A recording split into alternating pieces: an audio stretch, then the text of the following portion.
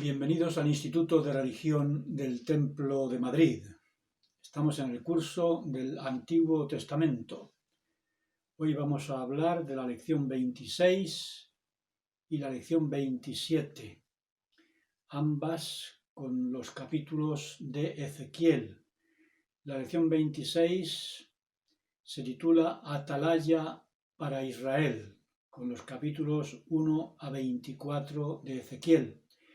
Y la lección 27 con el título Profecías de la Restauración, con los capítulos 25 a 48 de Ezequiel. El tema suplementario 1, la batalla de Armagedón, una visión profética, es otro de los apartados que hay que estudiar. Como hemos estado viendo en las lecciones anteriores, por ejemplo en la lección 23, en la 24 y 25 con Jeremías, en las lecciones 13 a 18 con Isaías y ahora con Ezequiel, en las lecciones 26 y 27, Dios llama al arrepentimiento por medio de sus profetas. Ezequiel es el portavoz de Dios para amonestar a Israel y por medio de él muestra el Señor su indignación por la falta de rectitud del pueblo, y al mismo tiempo expresa su deseo de que finalmente todos se arrepientan. En esta lección aprendemos, como en muchas otras, que nosotros somos los responsables de nuestros hechos y que nadie puede escapar a la justicia divina.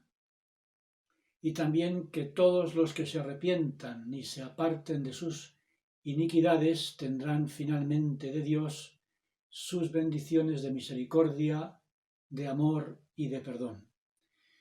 Dios, por tanto, no justificará nunca al pecador, pero tampoco olvidará a quienes han hecho convenio con él, y él se esforzará por recuperar a su pueblo. En la época de Ezequiel, el pueblo se había apartado del pacto, del convenio que había hecho con el Señor, y tenía necesidad para finalmente cambiar su actitud, purificarse, como dice la Escritura, en hornos de aflicción para abandonar su iniquidad. Aunque, como digo, por motivo de su justicia, Dios no permite que su pueblo se libre de las tribulaciones, mantiene su promesa de perdonar al alma arrepentida y restaurar a Israel todas las bendiciones anteriores si es que, como digo, se vuelve a Dios. Y todo esto es lo que vemos, o vamos a ver brevemente, en los 48 capítulos que hay en el libro de Ezequiel, dividido en estas dos lecciones. Ezequiel fue contemporáneo de Jeremías y de Daniel. El Señor tenía a Jeremías en Jerusalén y a Daniel y a Ezequiel en Babilonia. Daniel en la corte y Ezequiel entre los exiliados. El libro de Ezequiel es difícil porque está lleno de simbolismos, no siempre fáciles de interpretar.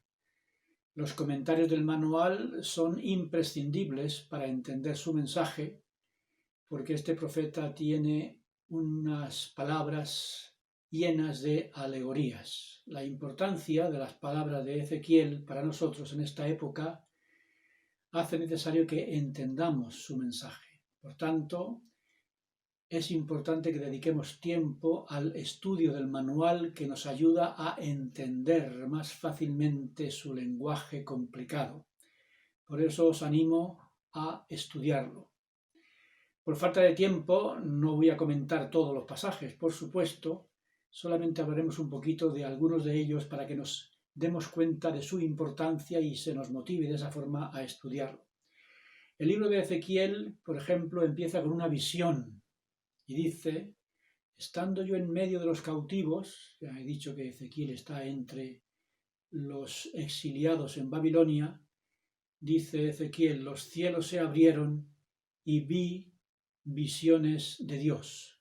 Capítulo 1, versículo 1. Como he dicho, Ezequiel está en Babilonia y es allí donde tuvo la visión de la gloria de Dios sobre su trono, que él expresa de forma alegórica, porque no es fácil expresar por escrito ciertas revelaciones y experiencias espirituales, como nos pasa a nosotros cuando el Espíritu de Dios nos da testimonio y tenemos que compartirlo con otras personas. No encontramos a veces las palabras con las que hacerlo. Y esto es lo que pasa en el capítulo 1, versículo 4, cuando, hablando de la gloria de Dios, Ezequiel habla y dice: un viento tempestuoso, una gran nube y un fuego relampagueante, un resplandor, algo que parecía como de ámbar. Son todo expresiones que tratan de explicar de alguna manera lo que se está recibiendo por medio de la revelación desde la presencia y la gloria de Dios. Por tanto, esta es la forma, diríamos, de expresar en el lenguaje de Ezequiel la gloria, el poder y la majestad, no solamente de Dios, sino también de sus mensajeros. En los versículos 26 a 28 del primer capítulo de Ezequiel nos explica el profeta su visión de Dios sentado en su trono.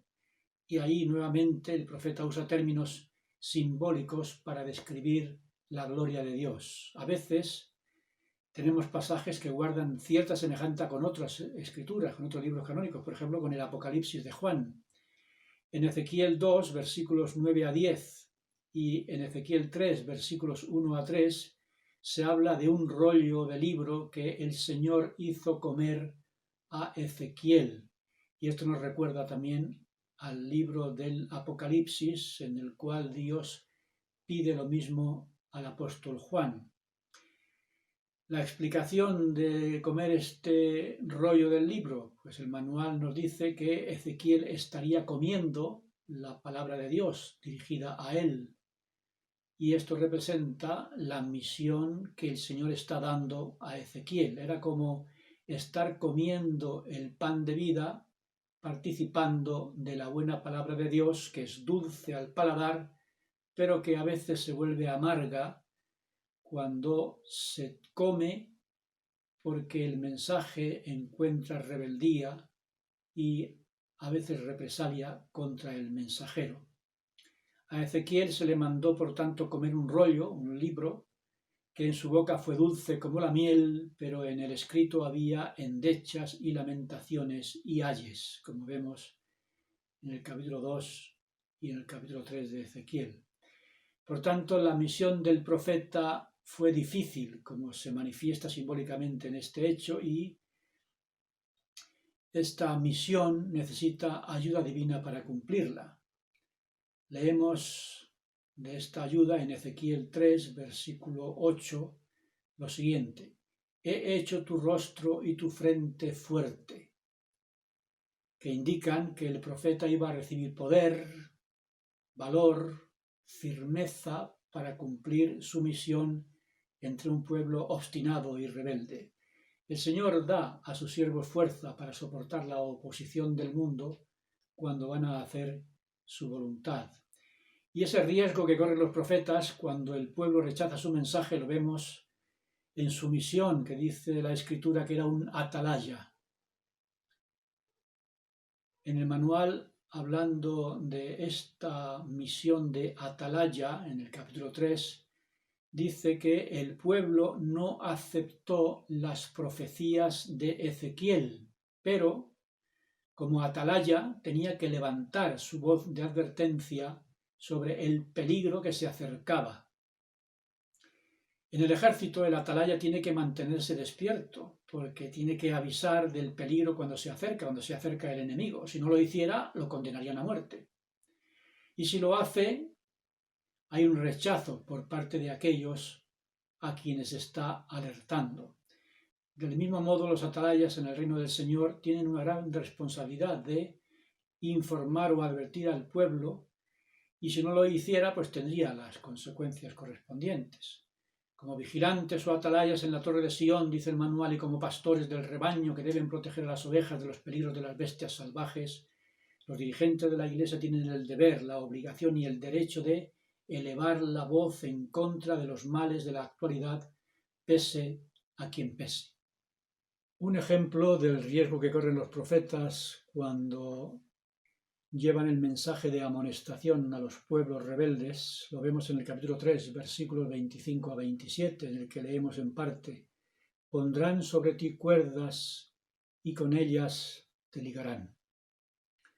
Al escuchar los mensajes de reprensión y advertencia, el pueblo se enfrentó contra Ezequiel. Intentaron silenciar su predicación y detener su obra, ya fuera atándolo o encarcelándolo o rechazando su mensaje. En Ezequiel 4, versículos 1 a 3, se habla del sitio a Jerusalén por Nabucodonosor. Se insiste mucho en los capítulos de Ezequiel de aquel sitio que sufrió Jerusalén. Ezequiel no estaba en Jerusalén, pero tuvo visiones que le informaron de lo que allí pasaba. Hay varios pasajes hablando de la caída de Jerusalén después de que Nabucodonosor la sitiara y la venciera por hambre. En Ezequiel 4, versículos 9 al 11 y del 16 al 17, a Ezequiel se le indicó que comiera determinado alimento y en cantidades bien pesadas y medidas. ¿Qué significa esto simbólicamente? Ya he dicho que Ezequiel está lleno de símbolos que lo convierten en un libro difícil. Estas indicaciones a Ezequiel de que comiera cantidades bien pesadas, bien medidas, representaba las condiciones de escasez que prevalecerían en Jerusalén durante el sitio de Nabucodonosor y de su ejército. Y lo mismo leemos en Ezequiel 4, versículos 12 al 15, sobre las instrucciones de cocinar con estiércol. Aquello era común en aquella época, cuando no había otra cosa. Y esta necesidad de cocinar con estiércol indica la escasez de combustible para cocinar en un lugar como Jerusalén sitiada por el enemigo. En Ezequiel capítulo 5, versículos 1 a 4, versículo 12, se habla del cabello del profeta y lo que él tenía que hacer con su cabello. Su cabello representa a Judá y a Jerusalén, los babilonios que cortarían a Judá dividiéndolo con la espada y serían el medio de ejecutar sobre ellos los juicios de Dios. Así que lo que pide el Señor, simbólicamente hablando, a Ezequiel que haga con su cabello es lo que ocurriría simbólicamente con Judá. En Ezequiel capítulo 5, versículo 10 se describe la terrible situación del hambre en Jerusalén, sitiada por los babilonios. El sitio de Jerusalén sería tan severo y el hambre tan terrible que los padres comerían a los hijos y los hijos comerían a los padres. Estas tragedias también ocurrieron durante el sitio de Jerusalén impuesto por los romanos en tiempos de Tito, en el año 70 después de Cristo. Y así con todos los pasajes siguientes. Simbología para hablar de la destrucción de Jerusalén. En Ezequiel 7:7 leemos: tumulto sobre los montes. Este pasaje se refiere a la inminente destrucción de Jerusalén con el ruido de las tropas enemigas que avanzaban. En todo el capítulo 7, Ezequiel habla de que por causa de la maldad del pueblo, Jerusalén sería destruida. Y en 7:20 se habla de un ornamento. Este ornamento que se cita es una referencia al templo. El templo sería despojado y profanado por los conquistadores. Y todo por la idolatría de Jerusalén, que tenía, como dice el profeta, un corazón fornicario. En Ezequiel 8, del 7 al 12, se habla de la adoración de los animales en las tinieblas. Está denunciando la idolatría de Jerusalén o de Judá. En Ezequiel 8:16 se habla de la adoración del sol dando la espalda al templo. En Ezequiel 9:4 se habla de una marca en la frente de los justos de Jerusalén. Como sabemos, esta marca se puso sobre los fieles para protegerlos cuando los infieles fueran destruidos. El manual hace una explicación muy interesante que conviene leer. Varios pasajes del libro de Apocalipsis describen a los santos con señales en sus frentes. En este caso, la marca representaba la alianza de los fieles con Dios. Por pertenecer a Dios, serían preservados y esa marca era una señal de protección. Y como digo, en el manual hay una explicación muy interesante sobre este punto. En Ezequiel 9, versículos 5 a 8, se habla de la muerte de los que no tenían marcas sobre la frente. Ninguno de los marcados en la frente moriría. Este pasaje muestra que el Señor puede preservar a quienes quiera y permitir que los demás perezcan. En Ezequiel 4, versículos 13 a 20, Noé, Job y Daniel, dice, no pudieron salvar a los impíos en los juicios de Dios.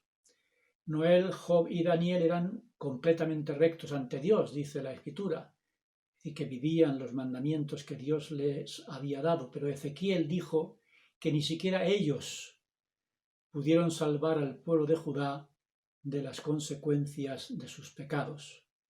Todas las personas se tienen que mantener en pie o caer de acuerdo a su conducta y no pueden vivir de la rectitud de otras personas. Eso lo vemos en Ezequiel capítulo 14. En Ezequiel capítulo 15 se dice exactamente eso. Los habitantes de Jerusalén se les compara con una vid inútil, que no da fruto. En el capítulo 16 se dice que los habitantes de Jerusalén eran como los hijos de los paganos.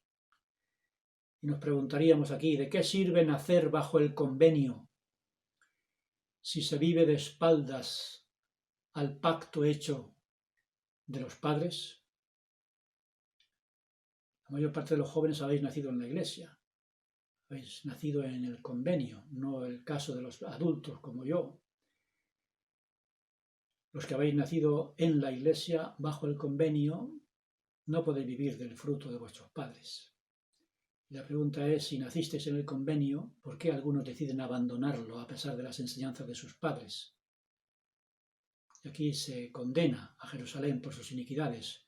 Ezequiel 16, del 30 al 34, dice, las iniquidades de Judá eran peores que las de una ramera.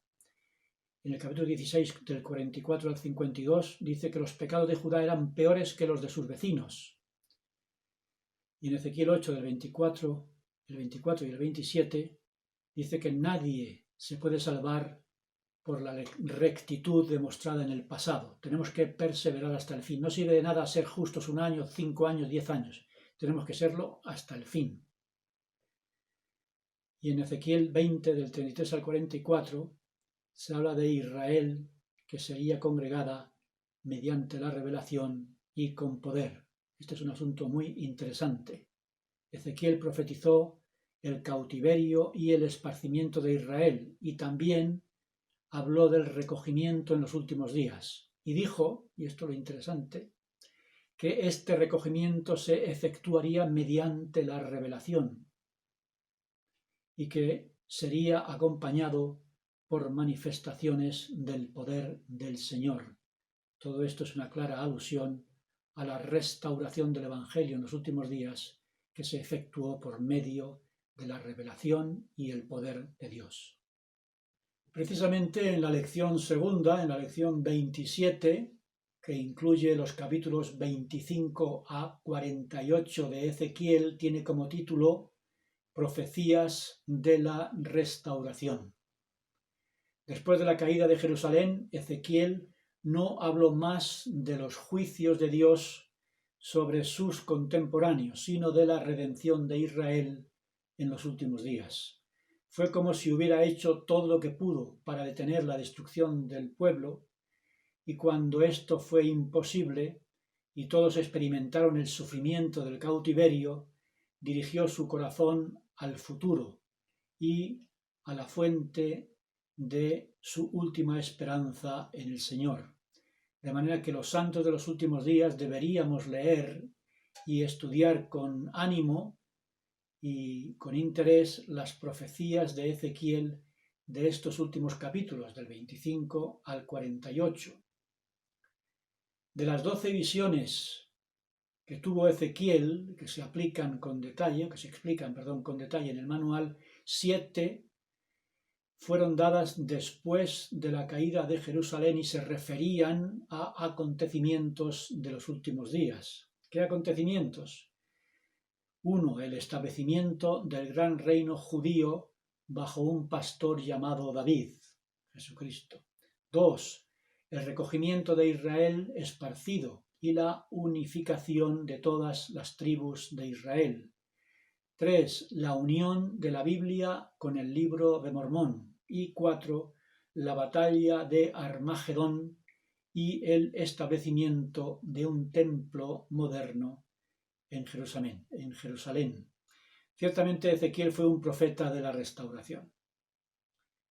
Vemos comentarios en Ezequiel, en esta parte, sobre los acontecimientos de los últimos días. En el capítulo 37, versículos 15 a 20, habla de lo que es quizá más conocido por los miembros de la Iglesia, de los 2 palos que se juntan. Y la pregunta es, ¿cuál es el simbolismo de los 2 palos? En esta profecía existe lo que se llama el dualismo profético. Es muy importante entender el dualismo porque de vez en cuando alguien nos dirá, no, eso no se refiere a los últimos días, no se refiere a tu iglesia, no se refiere a la restauración. Pero hay que recordar que a veces los profetas hablan para su época y para el futuro. Y este es el caso de los 2 palos de que habla Ezequiel, el dualismo del profeta. ¿Qué significa este doble significado? Pues por un lado, como dicen los eruditos, los palos representan los 2 reinos, Judá e Israel, que son Efraín, los que se juntarán o unirán bajo la dirección del Señor. Este acto de unirse los 2 palos es símbolo de la reunión en los últimos días de Efraín y de Judá en un solo reino. Este es el significado que dan los eruditos. Y luego está el significado que damos en la Iglesia, que es ese dualismo. Los palos representan tomos de escrituras. La Biblia, palo de Judá, y el libro de Mormón, palo de José. ¿Y cuál es el significado del palo? Un palo en la antigüedad. Los eruditos en asuntos bíblicos han insistido en que en la interpretación del palo es la vara, el cetro, de manera que la unión de los 2 cetros tribales simboliza la reunificación de las tribus divididas. Nuevamente, la tribu de Judá y las tribus de Israel. Y esta unificación se hace bajo la dirección del cetro, de la vara de autoridad o los palos. Y nuevamente nos encontramos con el dualismo. Un erudito llamado Messervy dijo lo siguiente: sorprendentes descubrimientos recientes confirman lo correcto de la interpretación que dio José Smith en una forma que era imposible hacer en 1830. Tanto palo como vara, en la versión griega llamada la Septuaginta, que es el Antiguo Testamento en griego, son traducciones poco comunes del vocablo hebreo etz, cuyo significado básico es madera.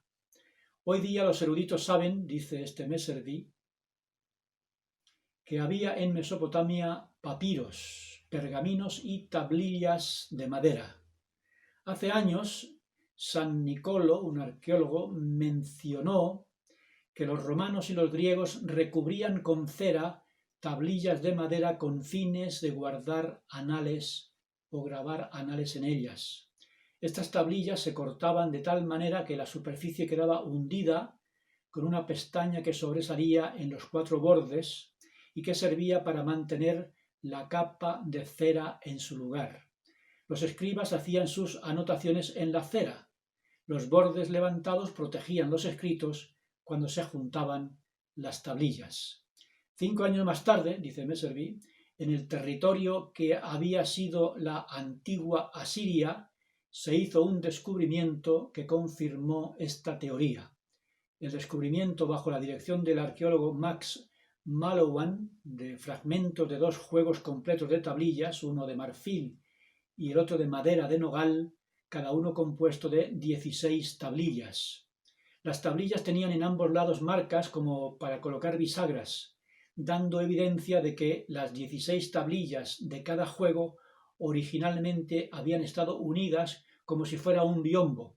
Todo el conjunto componía un registro tan extenso que Malowan pudo anunciar su descubrimiento como el ejemplar más antiguo de un libro.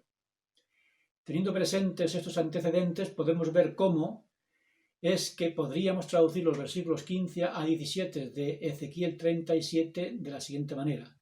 Estas fueron las palabras que el Señor me dijo. Hombre, toma una tablilla de madera y escribe en ella Judá y sus asociados de Israel. Luego toma otra tablilla y escribe sobre ella José, la tablilla de madera de Efraín y todos sus asociados de Israel. Luego júntalas para formar una sola tablilla y entonces serán una tablilla plegadiza en tu mano. Interesante, ¿no? Esto confirma lo que dice la Iglesia, que explicó José Smith, que ciertamente las varas simbolizan dos libros y que unidos a semejanza de estas tablillas, estas tablas de madera, formarían un solo libro en el futuro, la Biblia y el libro de Mormón. Estas son las explicaciones que da el manual a muchos de los pasajes de Ezequiel, y yo os aconsejo que lo leáis. Aprenderemos mucho estudiando el manual y entenderemos muchas cosas que de otra manera no las entenderíamos nunca. Otra asignación para esta lección, estas dos lecciones, es el tema suplementario y la batalla de Armagedón, una visión profética. Muy importante que estudiemos este tema suplementario para que sepamos qué es eso de Armagedón. Armagedón es el nombre que ha creado incontables elucubraciones que no tienen su base en las Escrituras. ¿Cuánto se sabe de este gran acontecimiento en la historia del mundo? ¿Cuánto de lo que se oye podemos creer? ¿Realmente han hablado tanto los profetas sobre este asunto? ¿Han hablado también los profetas modernos de este acontecimiento?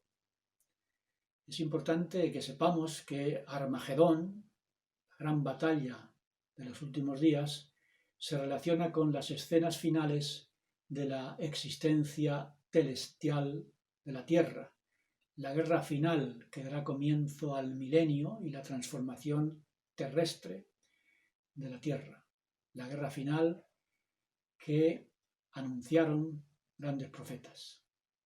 Isaías, Jeremías, Ezequiel, Daniel, Zacarías, Juan, José Smith han hablado de la batalla de Armagedón. Y para entender este acontecimiento tenemos que estudiar las palabras de los profetas.